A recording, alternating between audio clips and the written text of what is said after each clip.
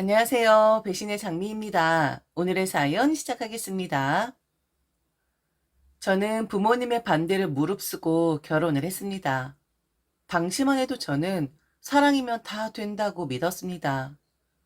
어릴 적부터 부모님의 보호와 간섭이 제 삶의 큰 부분을 차지했었기에 20살을 지나며 점점 독립에 대한 갈망이 커졌죠. 그러던 중 저에게 따뜻한 말 한마디, 기대어 울 수 있는 어깨를 내밀어준 남자가 있었으니 바로 지금의 남편이었습니다. 그 사람은 제게 사랑을 고백하며 결혼이라는 약속까지 해주었습니다. 저는 부모님의 반대가 그저 권위적인 고집이라고만 여겼습니다. 하지만 시간이 지나고 보니 그것이 다 사랑이었더라고요. 부모님은 저를 더 깊은 웅덩이에 빠지지 않게 붙들어 주려고 했던 것이었는데 저는 그 따뜻한 손길을 뿌리치고 말았죠. 그때 저는 제 팔자를 스스로 꼬아버린 셈이었습니다. 남편이 나를 지켜줄 거라고 믿었고 그 믿음 하나로 부모님에게 등을 돌렸죠. 하지만 결혼이라는 건 단순히 남녀 둘만의 문제가 아니었습니다.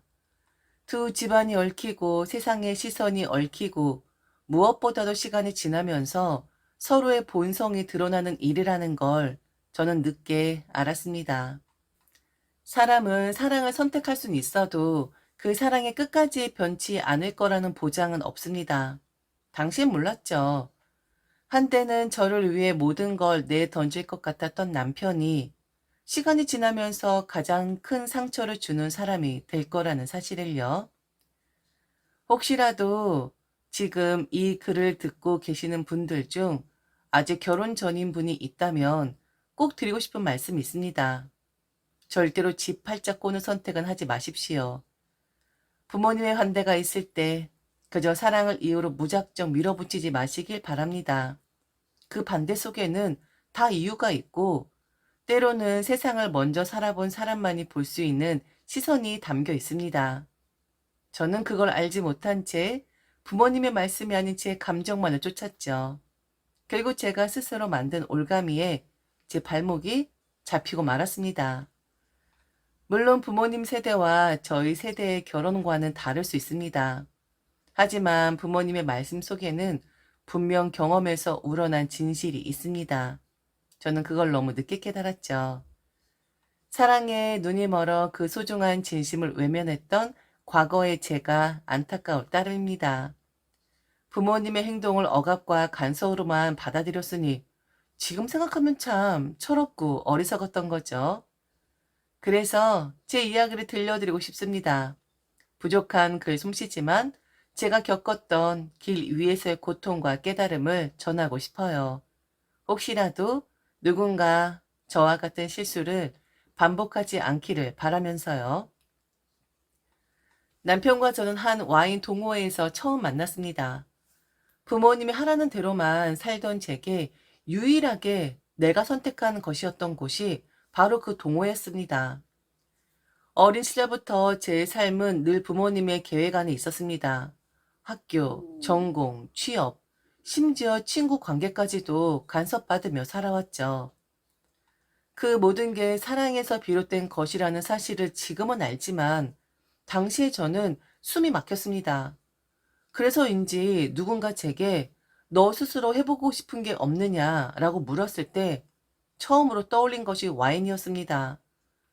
와인에 대한 지식은 거의 없었지만 적어도 이건 내가 결정했다는 생각만으로도 설렘이 있었죠. 그 동호회에는 다양한 사람들이 있었습니다.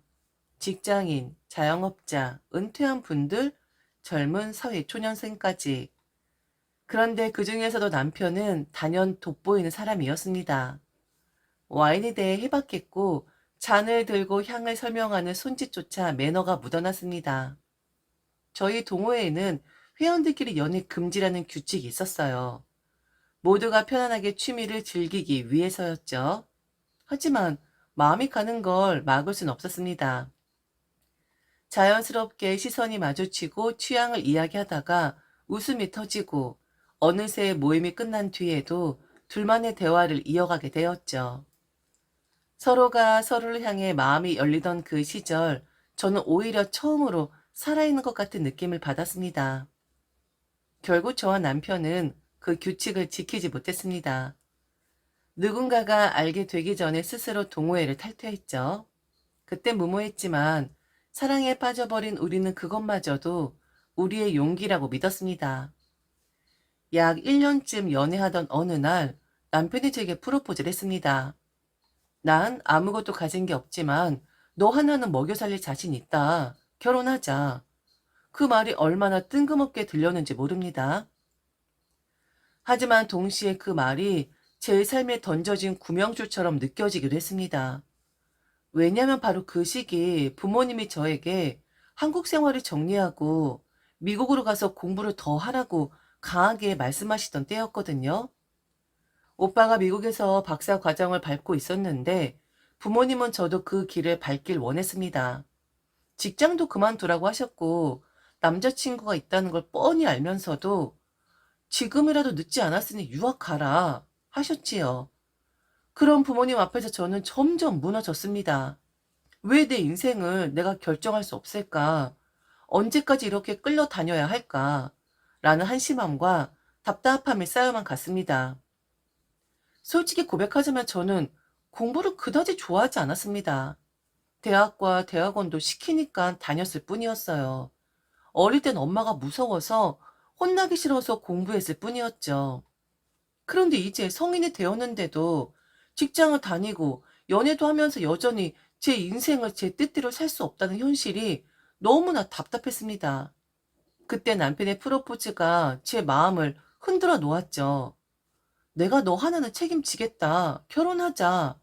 는 그의 말이 부모님의 말과 정반대였기 때문입니다.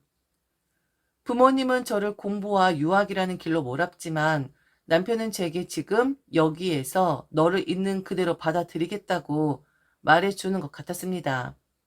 제 마음은 흔들렸죠. 그래, 이제 나도 내 인생을 내가 선택할 때가 된 거야. 그 생각이 점점 확고해졌습니다. 부모님이 아무리 반대해도 이번만큼은 내 뜻을 굽히지 않겠다고 다짐했죠. 당연히 집에선 반대가 거셌습니다. 변변치 않은 직장에 다니는 사람에게 네 인생을 맡기겠다고? 너 그렇게 살다가 평생 후회한다. 너한텐 더 큰 길이 있는데 왜 스스로 그걸 버리려 하느냐. 부모님은 온갖 말을 하며 제 의지를 꺾으려 하셨습니다. 오빠가 있는 곳으로 가서 박사 코스를 밟고 학자의 길을 가라는 말씀도 수십 번 들었습니다. 하지만 그때 저는 이미 마음을 정했죠. 결국 저는 부모님과의 관계를 끊으면서까지 결혼을 선택했습니다. 그것이 제 인생의 첫 번째 잘못된 단추였습니다. 그리고 지금 돌아보면 그 단추가 얼마나 어긋나 있었는지 새삼 깨닫습니다. 당시엔 사랑이라고 믿었지만 그건 제 발등을 스스로 찍는 선택이었죠. 모자라다고 해도 너무 모자란 제 첫 번째 결정. 실제로 결혼 직후 반년쯤은 제 삶이 달라진 듯 했습니다. 이젠 내가 내 삶을 살고 있구나 싶었죠. 하지만 그 반년의 환상은 너무도 짧게 끝나버렸습니다. 저는 곧 시어머니 병수발을 맡아야 했거든요. 그런데 이상하게 억울하진 않았습니다. 오히려 저는 감사했죠. 왜냐하면 저희 엄마와 달리 시어머니는 저에게 참 따뜻한 분이셨거든요. 저희 엄마는 늘 차갑고 엄격했습니다. 사랑한다는 말은커녕 제게 미소 한번 보이시는 일도 드물었죠. 물론 그것도 엄마만의 사랑 방식이었다는 걸 지금은 압니다. 하지만 어린 시절의 저는 늘 그게 서운하고 목말랐죠. 그런데 시어머니는 달랐습니다. 저를 볼 때마다 우리 미정이 왔냐 하며 두 손을 잡아주시고 제가 힘들어 보이면 살림하느라 고생이지 라며 등을 토닥여 주셨습니다. 결혼을 결심하게 된 것도 사실은 남편보단 시어머니 존재가 크게 작용했습니다. 제가 부모님 반대를 무릅쓰고 결혼하겠다고 했을 때 시어머니는 제 편이 되어 주셨습니다. 부모님께 직접 전화를 걸어 혹시 마음에 안 드는 점이 있다면 아들 잘못 키운 제 탓으로 돌려달라고 하셨죠. 그리고 이렇게 말씀하셨습니다. 아이들이 서로 좋아하는데 미정이가 결혼식 날 부모님 안 계신 자리를 보면 얼마나 서운하겠습니까? 제발 아이들 축복해 주십시오. 그때 저희 엄마는 그 전화를 무시하셨죠. 하지만 결혼식 날 시어머니는 신랑 쪽이 아니라 제 쪽 하객석에 앉아 계셨습니다. 제 부모님 자리가 비어있는 게 혹여나 제 마음을 다치게 할까 대신 그 자리를 채워주신 거죠. 저는 그날 눈물이 날 만큼 감사했습니다. 그런 분이었기에 시어머니의 병수발은 제게 큰 짐으로 느껴지지 않았습니다. 오히려 시어머니의 따뜻한 사랑에 보답하는 마음이 더 컸죠. 시어머니 신장이 좋지 않으셔서 꾸준히 투석을 받아야 했습니다. 그때마다 제가 동행을 했죠. 병원에 모시고 가는 것뿐만 아니라 식사와 위생까지 꼼꼼히 챙겼습니다. 투석 후에는 기력이 많이 떨어지시니 죽을 끓여드리고 집안 청소며 빨래까지 도맡았죠. 거의 시어머니 댁에서 살다시피 했습니다. 제 삶의 무게중심을 자연스럽게 남편과의 신혼이 아니라 시어머니 돌봄으로 옮겨가게 되었죠. 그럼 남편은 무엇을 했느냐고요? 그 부분이 제겐 참 서운했습니다. 남편은 결혼하자마자 프랜차이즈 식당을 시작했습니다. 저는 처음엔 돈이 없다고 했는데 어떻게 식당을 차렸을까 의아했지만 남편은 그저 얼버무렸습니다. 나중에 알았지만 사실은 아주버니가 차려준 가게였죠. 하지만 당시에 저는 그 사실조차 알지 못한 채 남편이 열심히 해보려는구나 하며 믿었습니다. 식당 일이란 게 녹록지 않다는 건 저도 알았습니다. 개업 초기에는 손님을 붙잡느라 아침부터 새벽까지 매달려야 한다는 것도 이해했습니다. 그래서 남편의 집에 들어오지 않고 식당에서 먹고 자는 일이 잦을 때도 저는 불평하지 않았죠. 오히려 열심히 일해서 생활비를 챙겨주는구나 라고 고마워했습니다. 실제로 남편은 꼬박꼬박 생활비를 보내주었고 시어머니 병원비도 감당했습니다. 저는 그 돈을 보며 그래, 저 사람도 최선을 다하고 있구나 라고 믿으려 했죠. 그래서 저는 더욱더 시어머니 병수발에 진심을 다했습니다. 제가 해야 할 몫은 그때만 해도 며느리로서 당연한 일이라고 생각했으니까요. 하지만 지금 돌이켜보면 그때부터 이상 신호가 있었습니다. 남편은 시어머니를 돌보는 제 모습을 따뜻하게 바라보며 함께 고마워하기보단 마치 당연한 일이라는 듯 무심하게 받아들이는 태도를 보였거든요. 저는 그저 믿었습니다. 이 사람은 돈을 벌고 나는 엄마를 돌보면 된다. 그게 우리 가정의 역할 분담이겠지. 그런데 말입니다. 그날은 제가 집에 다녀온 날이었습니다. 일주일에 2번 정도는 집에 들러 이런저런 일을 보곤 했는데 그날도 집에 들렀다가 시댁으로 들어갔죠. 들어서는 순간 낯선 기운이 느껴졌습니다. 시어머니가 방 안에서 전화통화 소리가 들렸는데 그 목소리가 심상치 않았거든요. 평소 늘 차분하시던 어머니가 다급하게 말씀을 하고 계셨습니다. 미정이 하면 어쩌려고 그래? 너 이렇게 하는 거 미정이한테 정말 큰 죄 짓는 거야. 네가 사람이야? 어떻게 그런 짓을 해? 내가 오늘 그 꼴 보고 얼마나 놀라는 줄 알아? 얼른 정리해. 그 여자애 당장 내보내라고. 저는 순간 귀를 의심했습니다. 무슨 여자애? 정리하라니? 무슨 일이 있었던 거지? 심장이 미친 듯이 뛰었습니다. 도저히 참을 수 없어 방문을 열었는데 시어머니 마치 귀신이라도 본 듯이 놀라셔서 자리에서 벌떡 일어나셨죠. 미정아, 언제 왔니? 저는 그제야 알았습니다. 그날 제가 집에 간다고 하니 어머니께선 대신 남편의 식당에 다녀오신 거였습니다. 미정 이제 그만 고생시키고 내 수발 그만 들라고 해. 그리고 너도 식당에서 자지 말고 집에 들어가라. 이제 미정이 데리고 가라고. 애가 가라고 해도 안 가잖아. 이럴 땐 네가 데리고 가는 거야. 라는 말씀을 하려고요. 그런데 그곳에서 충격적인 장면을 보셨다는 겁니다. 남편이 어린 여자애와 거의 얼굴을 맞대고 다정하게 스킨십을 하고 있더라는 것이었습니다. 순간 어머니는 참지 못하고 두 사람을 향해 달려드셨다고 했습니다. 몸도 불편하신 분이 그 자리에서 그 여자의 머리채를 잡고 남편의 머리채까지 움켜쥐며 소리쳤다는 겁니다. 그렇습니다. 남편은 바람을 피우고 있었습니다. 전 처음에 믿기지 않았죠. 하지만 남편은 오히려 태연하게 변명을 늘어놓았습니다. 솔직히 말해서 이제 막 20살 지난 애가 좋다고 다가오는데 그거 마다할 남자가 어딨어? 그리고 어린애랑 해봤자 뭐 하겠냐? 그냥 장단 맞춰준 거지. 별거 아니야. 그 말은 제 가슴을 갈기갈기 찢었습니다.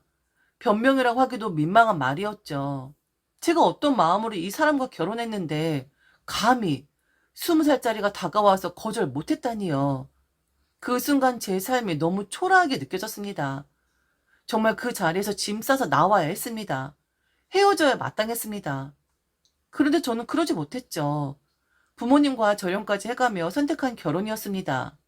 헤어진다고 말하는 순간 전 더 이상 돌아갈 곳이 없다는 사실이 제 발목을 잡았습니다. 이러지도 저러지도 못하는 처지가 된 거죠. 그때 시어머니가 나서주셨죠. 내가 마지막으로 말한다. 다시 바람 피우면 그땐 끝이다. 그땐 내가 며느리 편에 서서 네 얼굴 2번 다시 안 본다. 그리고 네가 믿고 있는 돈줄도 다 끊어버릴 거야. 알아들었니? 그 말씀 덕분에 저는 억지로라도 버틸 수 있었습니다. 한 번이니까 이번 한 번은 눈 감아주자. 이렇게 마음을 다잡았죠. 하지만 사람의 버릇은 쉽게 고쳐지지 않더군요.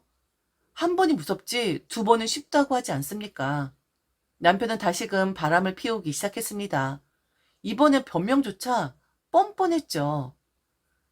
애가 예뻐서 그냥 동생처럼 챙겨줬다니까. 어렸을 때 생각나서 추억에 젖었을 뿐이야. 그게 뭐 그렇게 큰일이냐? 왜 내가 결혼을 했는지, 왜 이 사람에게 내 청춘을 내줬는지 알 수 없었습니다. 그러던 어느 날 결정적인 이야기를 듣게 되었죠. 형님이 제게 조심스럽게 말을 꺼냈습니다. 동서, 내가 왜 이런 말까지 하나 싶지만 서방님 바람 피우는 거 그냥 습관이야. 밥 먹듯이 한다고 보면 돼. 왜 그러는 줄 알아? 믿는 구석이 있어서 그래. 서방님이 그러더라. 동서는 가족하고 절연했으니 절대 자기랑 이혼 못한다고. 가족들한테 쪽팔려서 어떻게 이혼하자고 하겠냐고. 그 사람이 그랬다고요? 그래, 그렇다니까. 그 동서, 그 가게 말이야. 서방님이 결혼하자마자 차린 거. 그 돈 사실 우리 남편한테서 나간 거야. 네?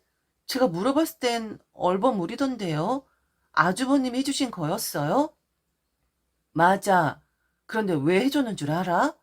서방님이 그랬거든. 어머니 편찮으실 때 자기네가 다 하겠다고.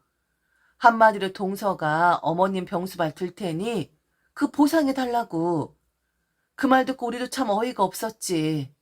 그런데 그땐 나랑 우리 그 이사이가 좀 안 좋았었어. 이혼까진 아니지만 부부 상담까지 다녔었거든. 그러니 내 부담 덜어주고 싶다고 하면서 결국 가게 차려준 거야. 지금 보니 다 계획적이었던 것 같아. 사람이 어쩌다 그렇게 돼버렸는지. 동서를 사랑해서 결혼한 걸 텐데 말이지. 그제야 퍼즐이 맞춰졌습니다. 남편은 처음부터 제게 시어머니 병수발을 떠넘기며 자신은 편하게 가게를 운영을 했던 겁니다. 저는 사랑을 믿고 결혼했는데 그는 계산과 속셈으로 저를 선택한 것이었습니다. 아이러니하게도 제 이혼을 가장 바라고 있는 건 남편을 제외한 가족 모두였습니다. 모두 저에게 이젠 그만하라고 했습니다. 하지만 남편만은 제가 절대 자신을 떠날 수 없을 거라 확신하고 있었죠. 저는 결국 이혼을 결심했습니다. 더는 참을 수가 없었죠. 뻔뻔하게 바람을 피우고도 변명만 늘어놓는 남편을 보는 것도 괴로웠지만 그보다 더 힘들었던 건 시어머니였습니다.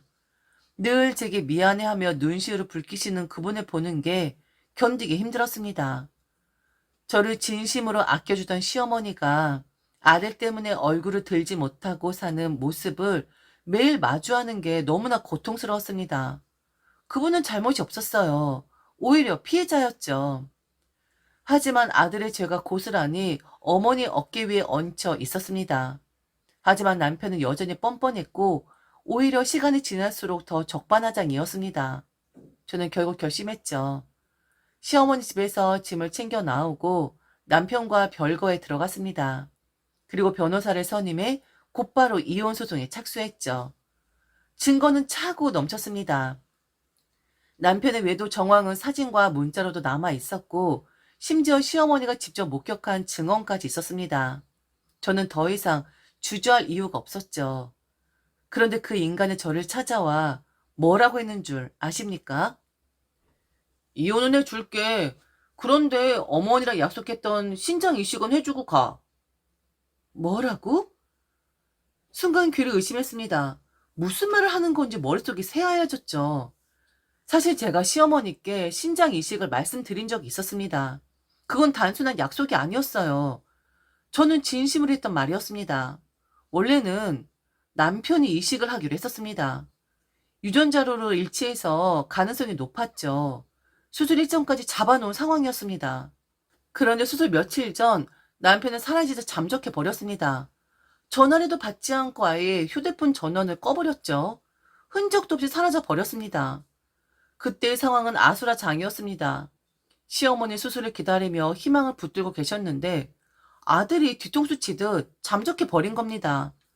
그뿐만 아니라 남편은 그 이식권을 빌미로 아주버니에게 큰돈까지 받아간 상황이었습니다. 결국 심장 이식은커녕 돈만 받아 챙기고 도망쳐버린 꼴이었죠. 완전 사기나 다름없었습니다.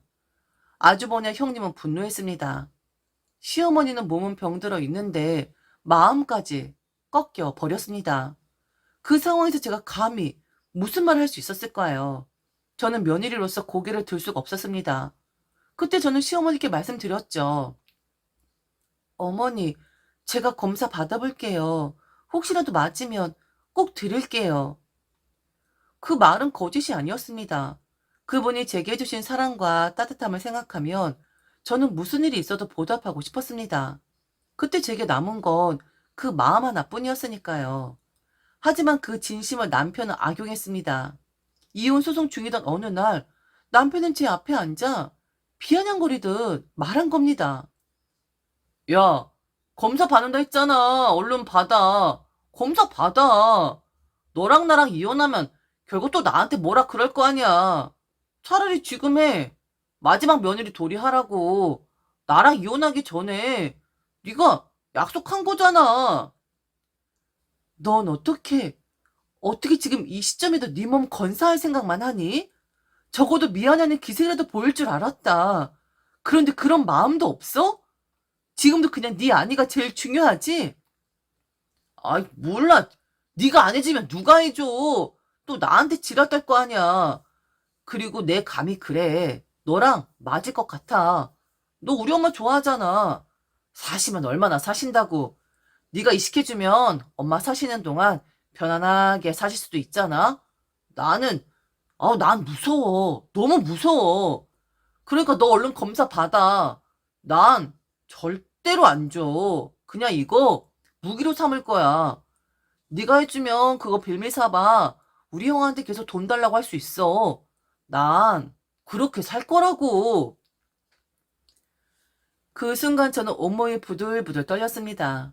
자신이 해야 할 아들 도리는 내팽개친 채 며느리에게 마지막 돌이 운운하며 신장을 떼어주라고 강요하는 그 뻔뻔한 얼굴. 사실 저는 시어머니를 사랑했습니다. 지금도 그 마음은 진심입니다. 하지만 그 사랑마저도 남편은 이용했습니다. 제가 시어머니를 좋아하고 따르는 마음을 자신의 책임을 회피하기 위한 방패막이로 삼은 거죠. 전 웃으면서 이렇게 말했습니다. 어머니, 아주버니, 들으셨죠? 이 사람은 절대로 어머니께 이식해줄 마음이 없는 사람이에요. 자식 노릇도 못하는데 남편 노릇 하겠습니까? 저는 이혼하겠습니다. 그 뒷일은 아주버니께 맡길게요. 야, 이 새끼 너 돈 내놔. 너 일주일 전에 또 나한테 돈 가져갔잖아. 엄마 얘기하면서 이번에 해드리겠다고 그렇게 희망 고문했으면서 뭐? 절대로 안 줘? 그걸 무기 삼을 거라고? 네가 그러고도 엄마 아들이냐? 그러고도 네가 내 동생이야? 사실 저는 집에 홈캠을 설치했었습니다. 그리고 시어머니 휴대폰에 홈캠 앱을 깔아드렸죠. 사실 그럴 마음은 없었는데 시어머니가 부탁을 하셨어요.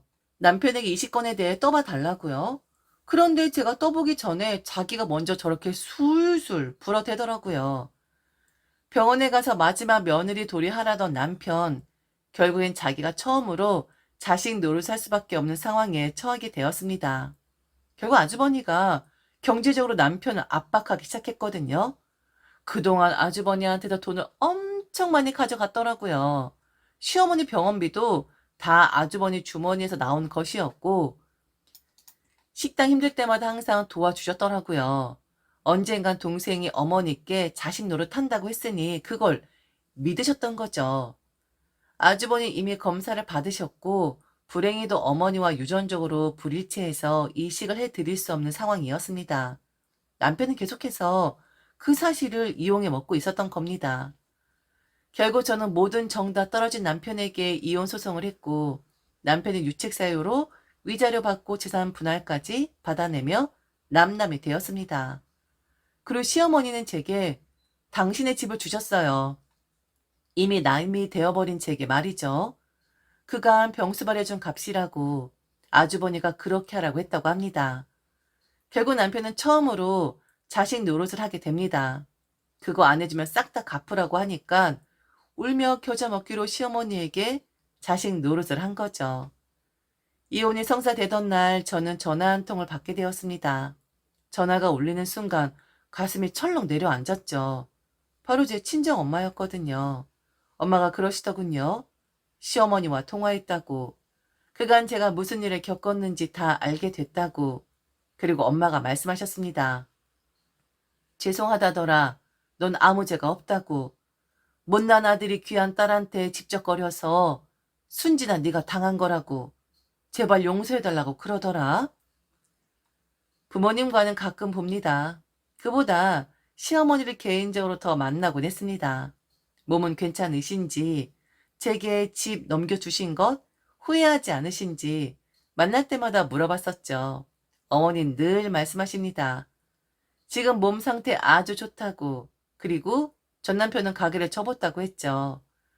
그동안 자금이 모자랄 때마다 아주버니가 도와줘서 운영이 가능했었는데 더 이상 아주버니한테 돈이 안 나오니 바로 운영이 어려워졌던 겁니다.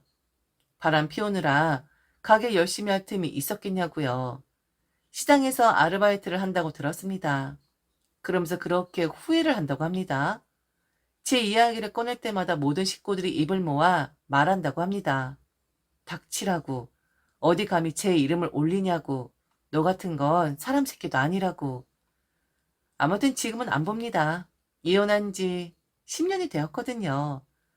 저는 그냥 여러분이 매일 아침 스치듯 마주치는 그런 평범한 아줌마처럼 살고 있습니다. 뭔가를 더 바라지도 않고 그저 이렇게만 살고 싶습니다. 그리고 지금은 그저 추억합니다. 그들과 함께했던 지난 날들을. 그땐 참 힘들었지만 지금은 많이 희석되었습니다. 암튼 여러분, 지팔 짓고는 하지 맙시다. 이 말씀을 드리고 싶었습니다. 지금까지 들어줘서 진심으로 감사합니다. 이상 배신의 장미였습니다.